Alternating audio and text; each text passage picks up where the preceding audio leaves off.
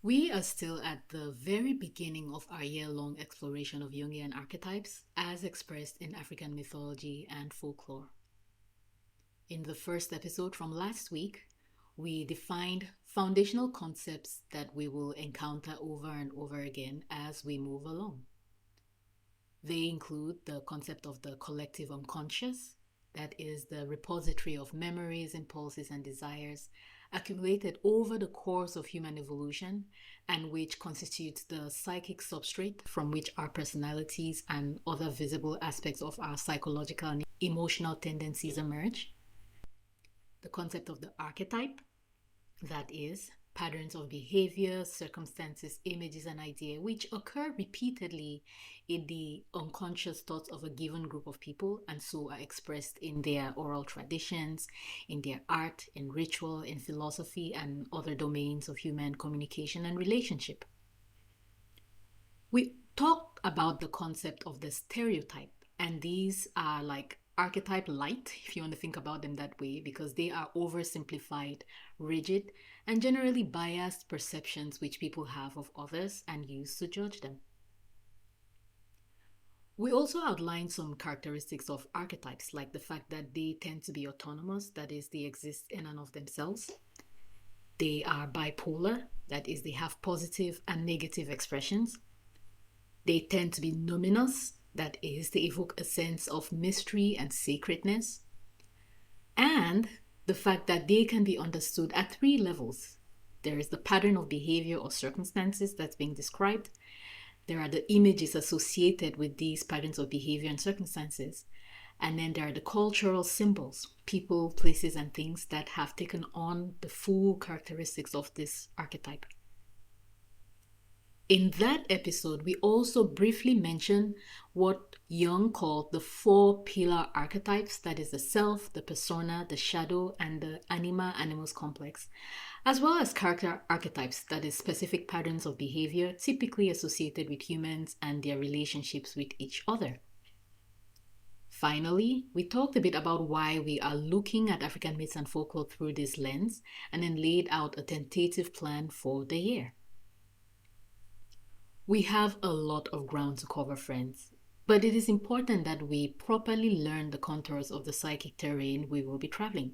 So in this episode of the Mythological Africans podcast, we'll do a little bit more groundwork, more foundation laying, and we will define a couple more concepts that will help us along the way, and then briefly talk about why this matters in the African context and discuss some of the features of the archetype we will be focusing on in February and March, and that is the ruler archetype.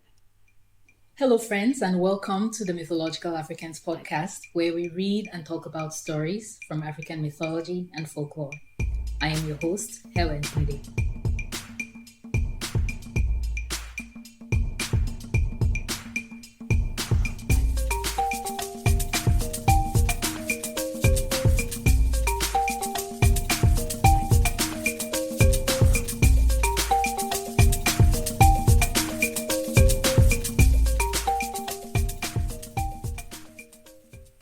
To start, let's return to the pillar archetypes. This is the self, the persona, the shadow, and the Anima Animus complex. Now, if you're into self-help, especially of the psychoanalytic or modern spirituality variety, you've probably heard these terms before. But what do they mean and why are they important to know? Carl Jung presented these figures as the pillars of the human psyche, the beams on which people's psychological and emotional constitutions and the resulting implications rest.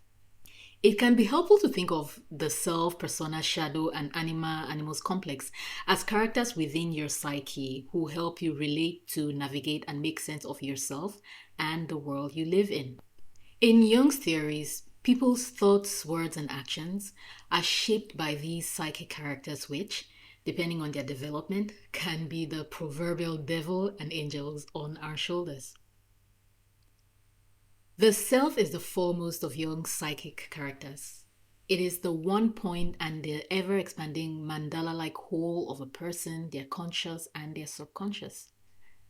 The self, with capital S, as conceived by Jung, encompasses and exists beyond the capacity of our conscious ego self with small s. That is the I, that faculty, that process through which we perceive ourselves as ourselves. And Jung called the self the archetype of orientation and meaning, an image of the divine. And so we can think about it as a pattern of behavior or circumstances, an image or a symbol that evokes the ultimate nature and the source of psychic energy and the harnessing or the destructive effects of this energy. The image varies by person and context, but it typically involves powerful and transformative figures like heroes and heroines, gods, magicians, sages, etc. In the Jungian world, realization, that is, coming into a fuller and deeper connection with an experience of the self, capital S self, occurs through a process called individuation. And individuation is an ideal that is to actualize yourself, to fully develop yourself, to become whole and complete. And this will make one's life richer and fuller and sounder, but in a way more ordinary. You just become a full person. Now, if the self is the fullness of who a person is or might become with deliberate and thoughtful action, the persona can be thought of as the face we show the world. And I'm going to read Jung's own description of the persona because it's thorough and comprehensive enough to stand on its own. The persona is a complicated system of relations between the individual consciousness and society. Fittingly enough, a kind of mask, designed on the one hand to make a definite impression upon others, and on the other to conceal the true nature of the individual. He goes on to discuss the reasons why this psychic character arises. Society expects and indeed must expect every individual to play the part assigned to him as perfectly as possible, so that a man who is a person must not only carry out his official functions objectively, but must at all times and in all circumstances play the role of person in a flawless manner. Society demands this as a kind of surety. Each must stand at his post, here a cobbler, there a poet. No man is expected to be both, nor is it advisable to be both, for that would be odd. Such a man would be different from other people, not quite reliable. In the academic world, he would be a dilettante. In politics, an unpredictable quantity. In religion, a free thinker. In short, he would always be suspected of unreliability and incompetence. Jung also talks about why having a persona is not necessarily a bad thing. In many ways, it is a matter of survival. To present an unequivocal face to the world is a matter of practical importance. The average man, the only kind society knows anything about, must keep his nose to one thing in order to achieve anything worthwhile. Two would be too much. Our society is undoubtedly set on such an ideal. It is therefore not surprising that everyone who wants to get on must take these expectations into account. Obviously, no one could completely submerge his individuality in his expectations. Hence, the construction of an artificial personality becomes an unavoidable necessity. The demands of propriety and good manners are an added inducement to assume a becoming mask. What goes on behind the mask, then, is called private life. Jung, in typical fashion, also presents the pitfalls of the persona. This painfully familiar division of consciousness into two figures, often preposterously different, is an incisive psychological operation that is bound to have repercussions on the unconscious. The main repercussion, he goes on to add, is that this person can become so identified with their persona, they create a pervasive cognitive dissonance within themselves, or as he puts it, These identifications with a social role are a very fruitful source of neurosis. A man cannot get rid of himself in favor of an artificial personality without punishment. Even the attempt to do so brings on, in all ordinary cases, unconscious reactions in the form of bad moods, affects, phobias, obsessive ideas, backslidings, and vices. even more, the persona is created for and sustained by external influences, most notably society and the collective unconscious underlying it all. So, holding on too tightly to it is yielding a core aspect of yourself to larger than life forces that can literally tear it apart. leaving something behind that is infinitely smaller and less effective. But it is through individuation, the process of fully realizing oneself, that a person creates a persona that is not so invested in, the opinions of others or subject to the influence of the collective unconscious. Now let's turn to the third character of the psyche, and that is the shadow. As Jung put it simply, the shadow is the thing which we have the least wish to be. That is the hidden, repressed, and for the most part, inferior and guilt-laden parts of our psyche. These are the thoughts and feelings and resulting actions that we have and that we feel ashamed of, that we think are not good. And these are the parts that we overlook, disregard, and repress. In Jung's own words, we do not like to look at the shadow side of ourselves. Therefore, there are many people in our civilized society who have lost their shadow altogether. They have to get rid of it. They are only two-dimensional. They have lost the third dimension, and with it, they have usually lost the body. In Jung's theories, the body with all its aches and pains and sounds and smells and reactions and desires and scars and blemishes and potential for disfigurement is the personification of the shadow. But nobody is perfect, and so to be whole, Jung recommends seeing the value of all these ideas and perceptions of ourselves, which we feel so negatively about, accepting and assimilating them as part of our whole selves, and perhaps finding more wholesome ways to express or manage them. And this is because, as he puts it, the shadow does not consist only of morally reprehensible tendencies, but also displays a number of good qualities such as normal instincts, appropriate reactions, realistic insights, creative impulses. On this level of understanding, evil appears more as a distortion or a deformation or a misinterpretation and misapplication of facts that in themselves are natural. We will spend a lot of time with the archetype of the shadow because in Jung's theories, and I agree with him to an extent here, refusing to acknowledge and deal with shadow elements in our individual and collective psyches is the root of just about all of humanity's problems. We come at last to the final of Jung's cast of psychic characters, and this is the Anima and Animus complex. This one is a bit hard to explain and might be touchy for some people because it traditionally relies a bit too much on gendered notions of identity. So in Jung's theories, men have an anima and women have an animus. The anima and animus are our contrasexual sides, basically the parts of our psyche that is aware of and processes the experience of being the opposite sex. Now, as an archetype, the anima is distinctly feminine, and in a man's consciousness displays characteristics like ambivalence, emotionality, eroticism, jealousy, moodiness, and possessiveness. And this is in Jung's way of characterizing it. A man's anima, as Jung puts it, develops based on his relationship with his mother and other female primary caregivers who shaped his early years, as well as the conceptions of womanhood in the society he lives in.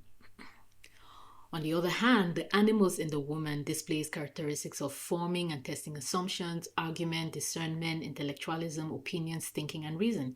And just like with the anima for men, a woman's animus develops relative to the men who shape her early life and conceptions of manhood in her society. And it's worth noting that Jung was a psychoanalyst with an active practice, so he actively treated patients.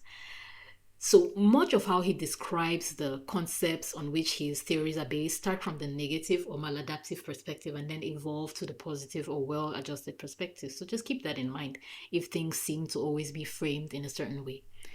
He was also a man of his time, so his descriptions were kind of heavy on the way people perceived gender and manhood and womanhood at the time.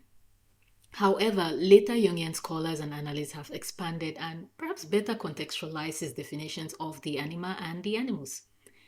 These days, the anima is thought of as the reflective principle within the psyche, which takes into account emotions, feelings of empathy, and other such sensitivities. Meanwhile, the animus refers to the active principle in the psyche, which focuses more on the intellectual, exploring, and seeking side of things. They still relate quite a bit to gender identity, so whichever of these two archetypes is active in a person is almost always opposite to their embodied gender identity. and they function as a way to balance the gender orientation of the persona a person is projecting with the opposite of whatever that gender orientation is. So you can think of the anima and the animus like our inner partners.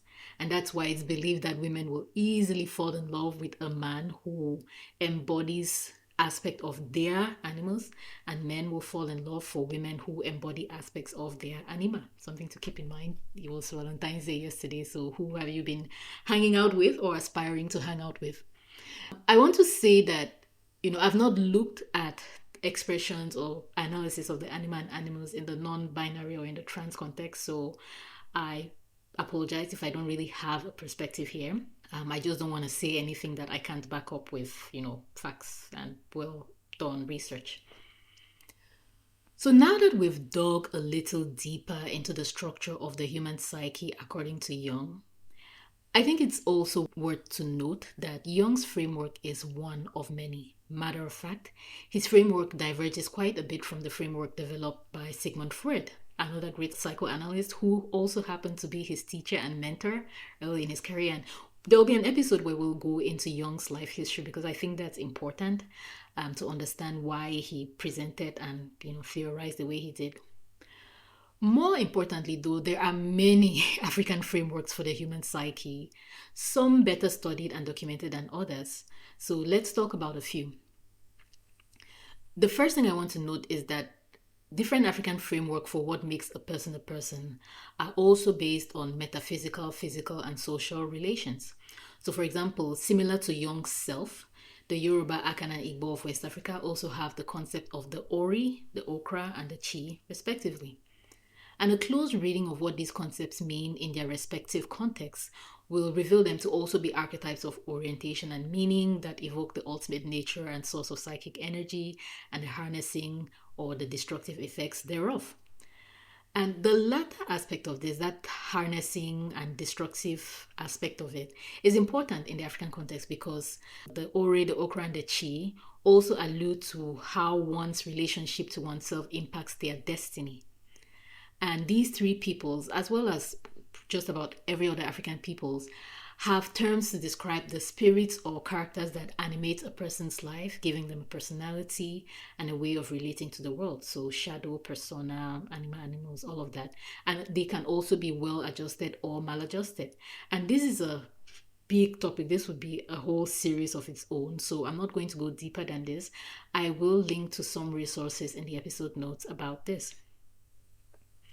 A key aspect of African frameworks of personhood, which from what I've seen so far is not well articulated in Jung's framework, is how a person relates to the afterlife, including the ancestors.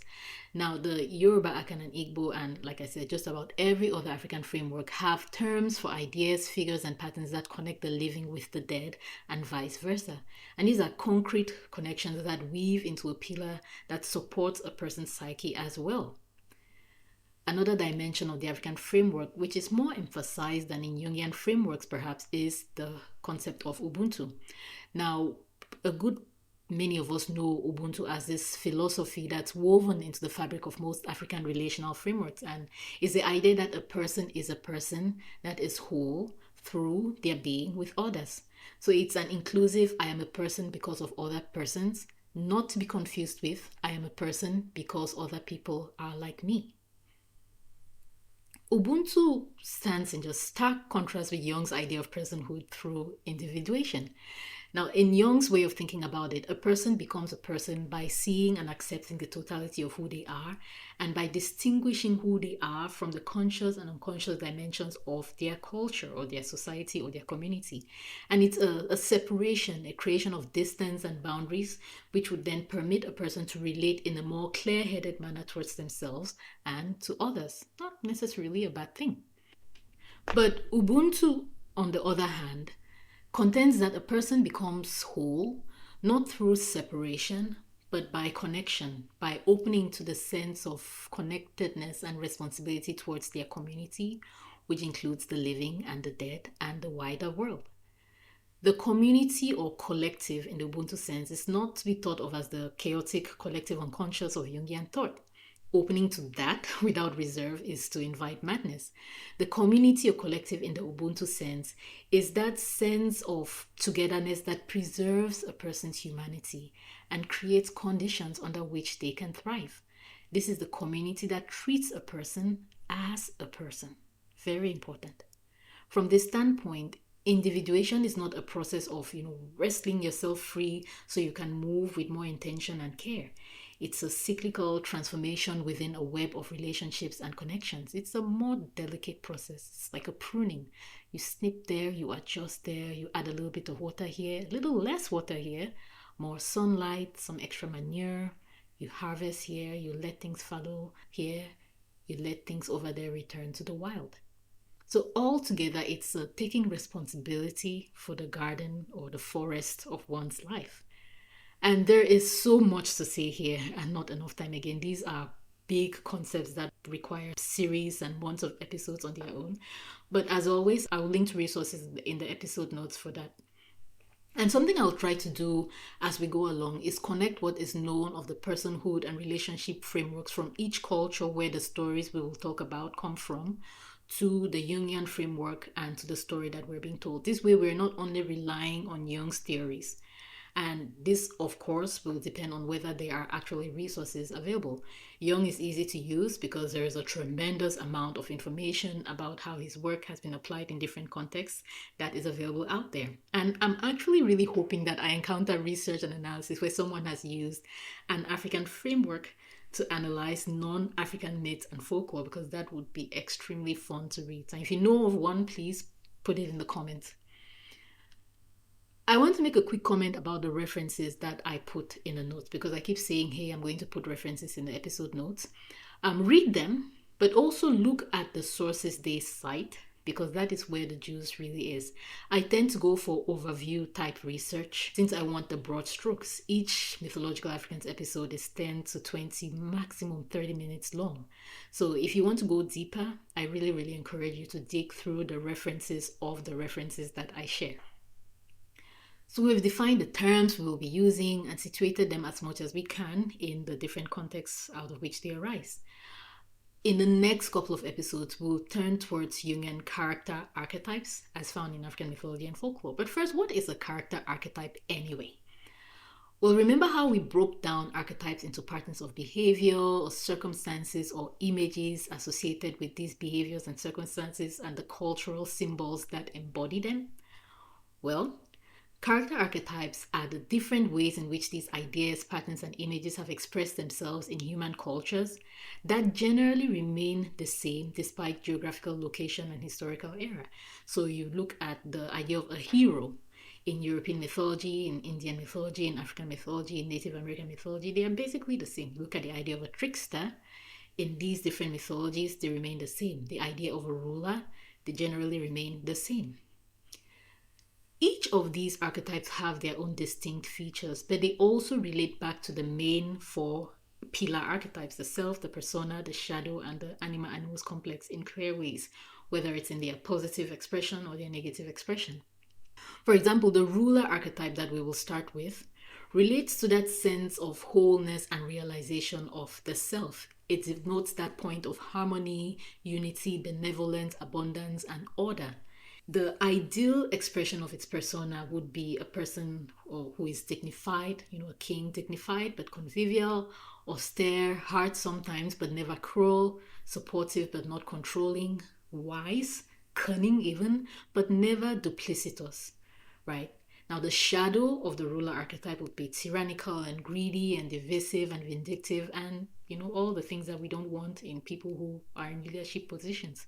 Whether, you're talking about yourself in relation to yourself or yourself or another person in relationship to a community. The ruler archetype will also express an anima or animus depending on the gender identity it stands in contrast to or aligns with. And people who embody the ruler archetype, and I should note here that people who aspire to leadership positions recognize, or at least they should, that they have the capacity within themselves for all the characteristics described here. What distinguishes good rulers from bad is the degree to which they have brought all these aspects of the character and their own psyches into balance. And this is why I said last week that I find archetypes to be a more holistic way to look at communities, because you give yourself the chance to look at all sides of a thing. Now, before I started this series, I had a chance to talk with a couple of people about it. And I started with one simple question. When you hear the word African president, what comes to mind? There was a lot of, I'm sorry to put it this way, but the word that came to mind was corruption, greed, tyranny, dictatorship. And that's a stereotype. But if you look at African rulership as an archetype, then yes, those negative aspects exist, but the positive aspects exist as well. And these are leaders who were benevolent, who wanted unity and harmony, who wanted order and peace and abundance for their people. And this is something that is in the consciousness of African people. It's embedded into communities that there is a potential for this. Now, the expression, not so balanced, if we want to put it that way, and that is perhaps because the shadow is out of whack. But we'll be talking more about these ideas in the next couple of episodes, because we'll apply the frameworks that we've just discussed, and where applicable, the African parallels to rulers from African myth, folklore, and legend. I don't know if I'm going to do history, because that tends to be a bit more touchy. People have their political affiliations, and yeah, there's a political dimension to it, but given the state of the world right now, I don't know that I have the energy for it. But we'll see how things go. We'll focus on kings, queens, chiefs, queen mothers, princes and princesses, and other royalty, mainly from myth, folklore, and legend. I have a list of figures I want to talk about. But hey, if there is a figure, a ruler from myth, folklore, legend that you would like to hear about, drop a note in the comments and I will see what I can dig up about them. So we'll stop here for today. This is one of the longest episodes I've done so far. But thank you as always for listening, and I will see you next week.